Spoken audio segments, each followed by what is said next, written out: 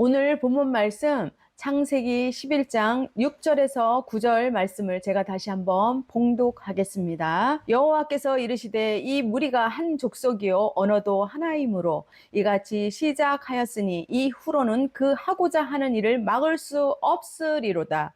자, 우리가 내려가서 거기서 그들의 언어를 혼잡하게 하여 그들이 서로 알아듣지 못하게 하자 하시고, 여호와께서 거기서 그들을 온 지면에 흩으셨으므로 그들이 그 도시를 건설하기를 그쳤더라.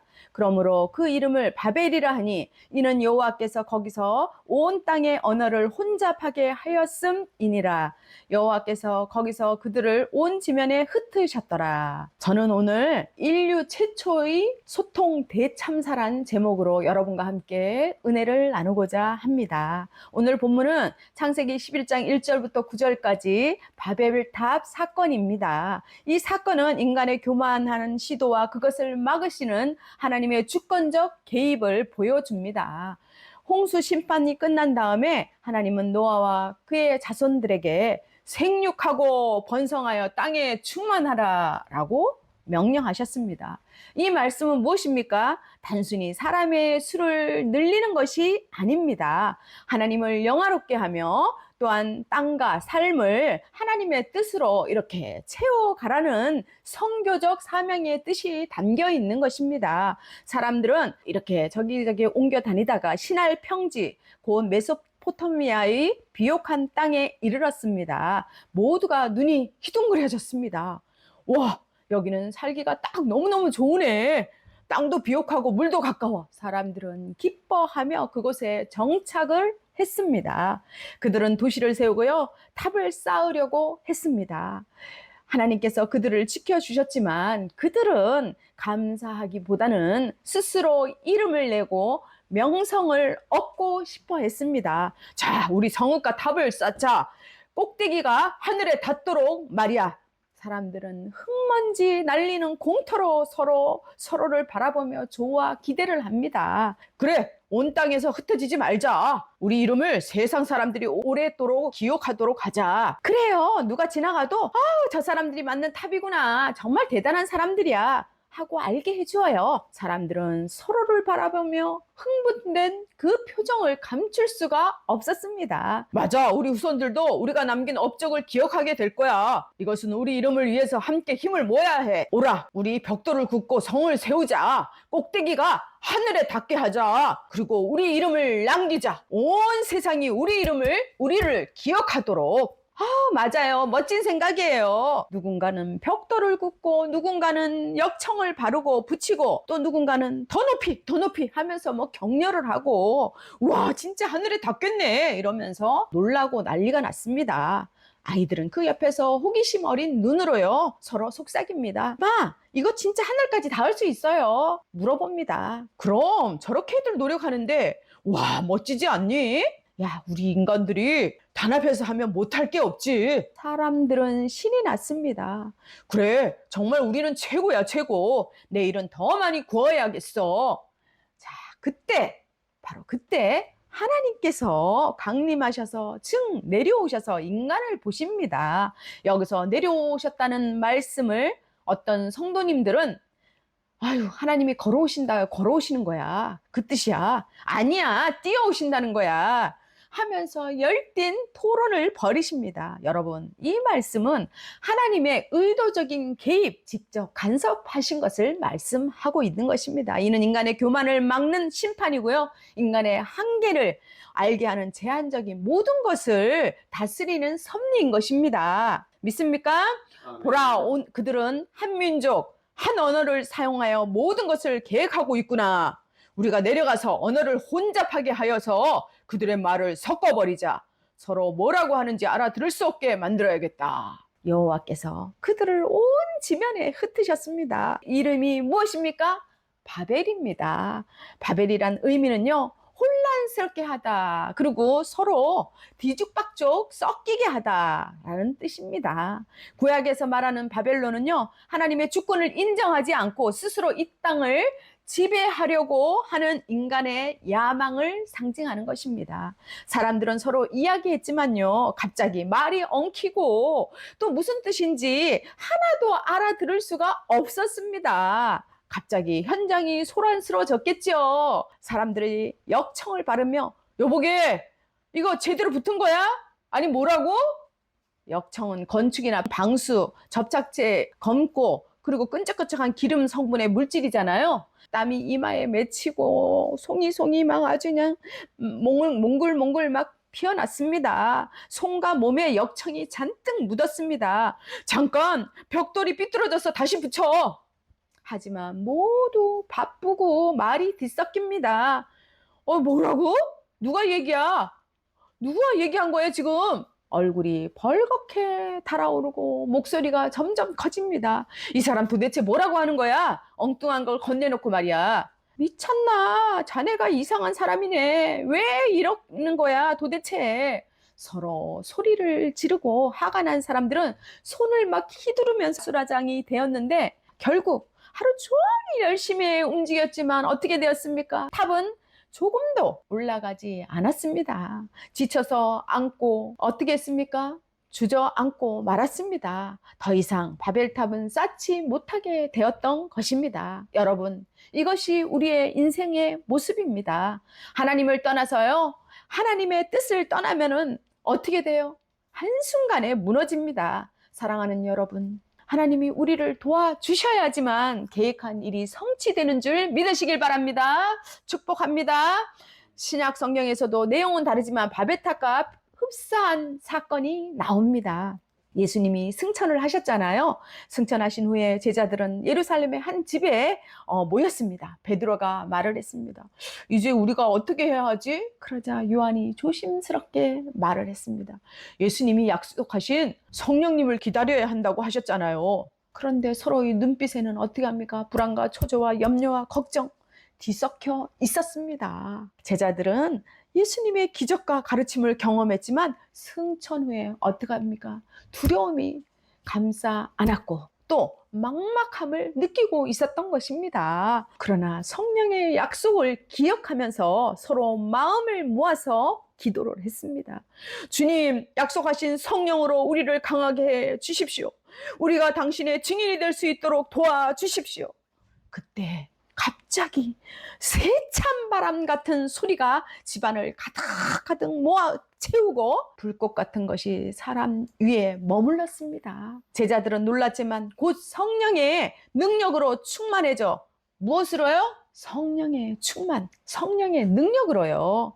여러분, 성령이 임하시면 세상이 감당하지 못할 용기가 생깁니다.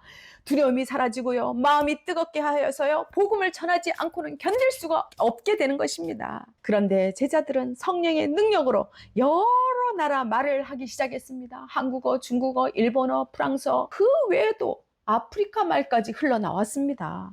사람들은 깜짝 놀라서 외쳤습니다. 와, 제자들이 무슨 말이야?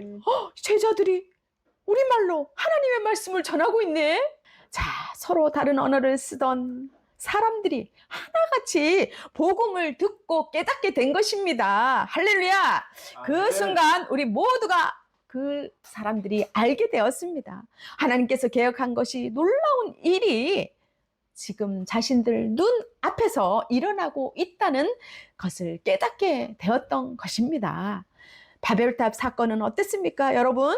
인간의 교만 때문에 언어가 혼잡해지고 흩어져서 계획이 실패했잖아요. 그런데 오순절에는 어땠습니까? 흩어짐과 다양한 언어가 바로 하나님의 도구가 되어서 인간의 한계가 아니라 하나님의 뜻을 이루는 길이 되었다는 사실입니다. 저와 여러분 모두에게 성령이 임하여서 하나님의 뜻이 이루어지는 놀라운 역사를 경험하시기를 축복합니다.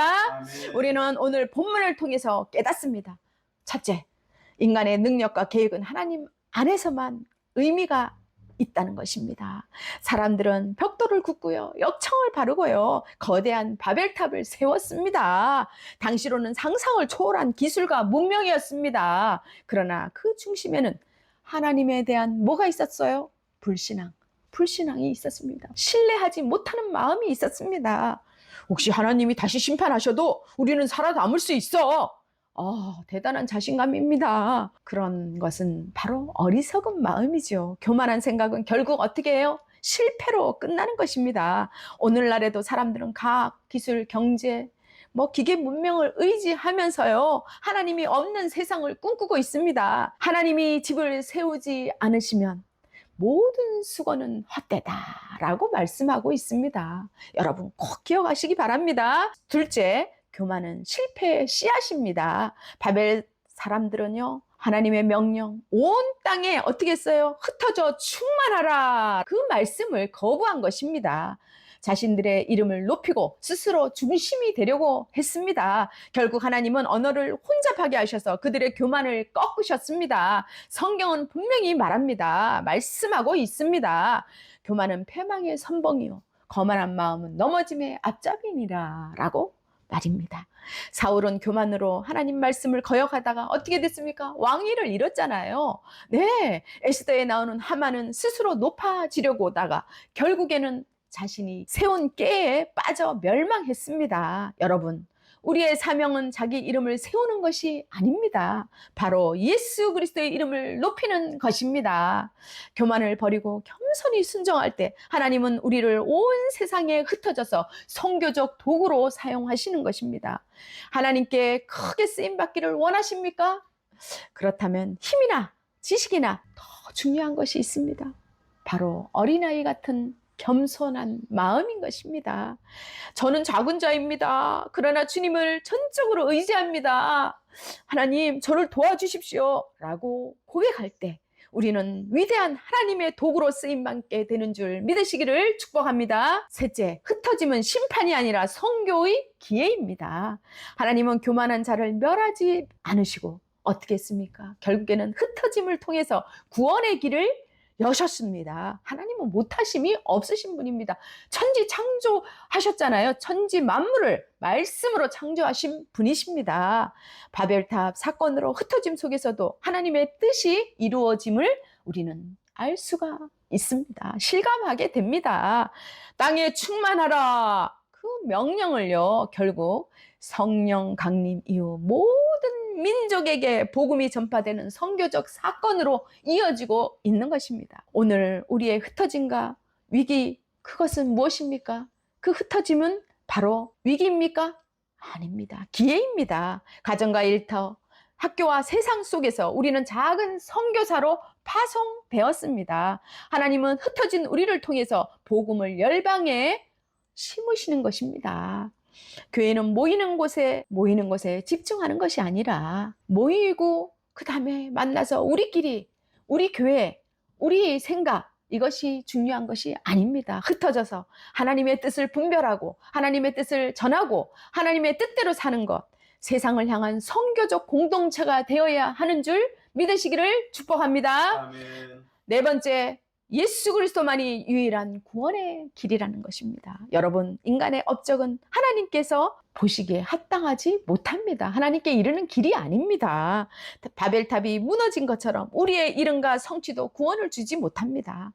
오직 예수 그리스도만이 하나님과 화목하게 하실 수 있는 것입니다. 그런 길입니다. 다른 이로서는 구원을 얻을 수 없나니 천하 인간의 구원을 얻을 만한 다른 이름을 우리에게 주신 일이 없음이라 라고 성경은 사도행전 4장 12절은 분명히 말씀하고 있습니다. 여러분, 복음은 선택이 아니라 무엇이에요? 필수입니다. 따라해보세요. 필수입니다. 필수입니다. 예수님만이 길이요 진리요 생명이십니다. 교회와 성도는 세상 끝까지 나가서 예수의 이름을 전해야 하는 것입니다. 이것이 우리의 바로 선교적 사명인 것입니다. 사랑하는 여러분, 오늘 여러분의 삶의 답은 누구를 위해 세워주고 있습니까? 나 자신의 이름을 위해서입니까? 하나님의 이름을 위해서입니까? 그토록 자녀들의 성공을 위해서 우리 기도하죠.